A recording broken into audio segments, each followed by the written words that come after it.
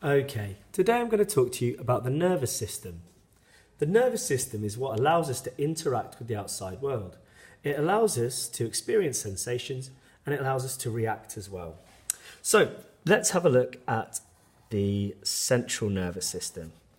So the central nervous system is where everything within the nervous system is coordinated from. We often see central nervous system abbreviated to just CNS, central nervous system. It consists of the brain, which contains millions and millions of neurons, and the spinal cord. The spinal cord is loads of neurons, like bundles of neurons, which run down from the brain and then can run out to different parts of the body. Now, what we're going to see is how the nervous system allows us to react to different situations. I apologise in advance for my terrible drawing, but let's imagine I've got this here, which is showing a bus which is about to drive off, and I'm going to miss my bus. So I need to experience this, I need to be able to see this, register it and do something about it, and the nervous system allows me to do that. So first of all, the bus is referred to as a stimulus, because this is the thing that I'm going to react to eventually. So you always start off with a stimulus, something in the external environment that I'm going to experience. So in order to ever be able to detect a stimulus, I need some kind of receptor to receive the signal. So in this particular case, my receptors are in my eyes.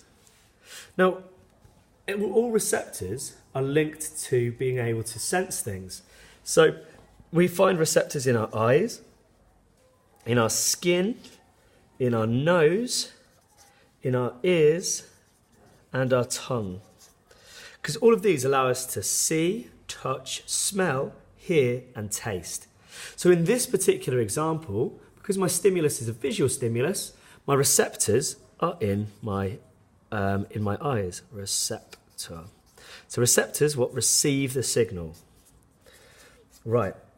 Now, after I've received the signal, I need to send that information to the central nervous system, the CNS, in order to coordinate some kind of response. Now, this doesn't just jump from the receptor to the CNS, it needs to travel down a neuron.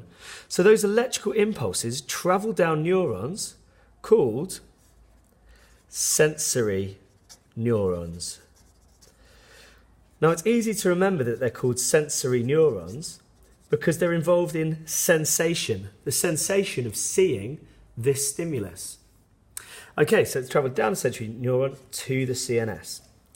So, how I'm going to want to react eventually is I'm going to want to run towards the bus so I can try and get the bus before it drives off. So in order to do that, I need muscles in my legs to be able to work, or a signal to go to my legs to tell them to run.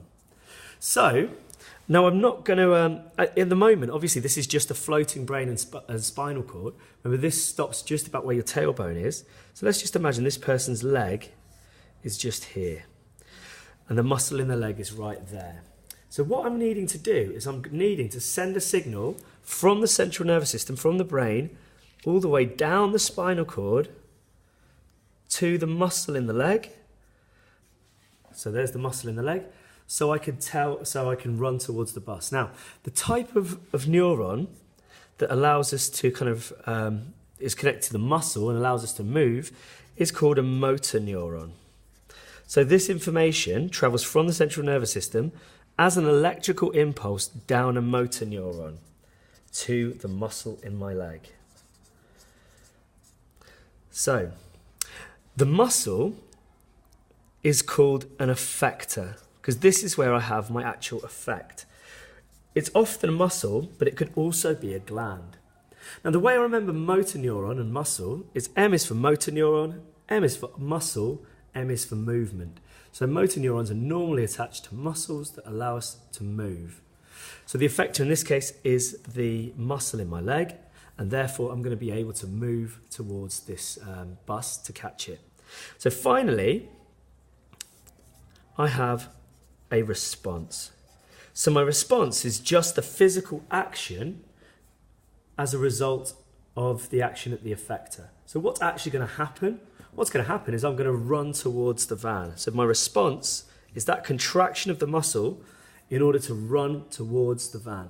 Obviously, there'll be more muscles at work here, not just one in one of my legs. There are going to be muscles all over my body, but it will work in a similar way. So just a quick recap. A stimulus is something that we can detect within the environment. The receptor is involved with sensation and allows us to receive that signal. The information travels down a sensory neuron to the central nervous system, because the central nervous system needs to coordinate response.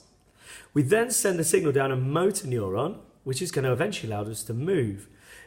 An effector is usually a muscle, but it could also be a gland. And once a motor neuron sends a signal to the effector, we could have a response which is suitable for what we're trying to achieve. And in this case, we're trying to run to catch this bus. Thank you very much.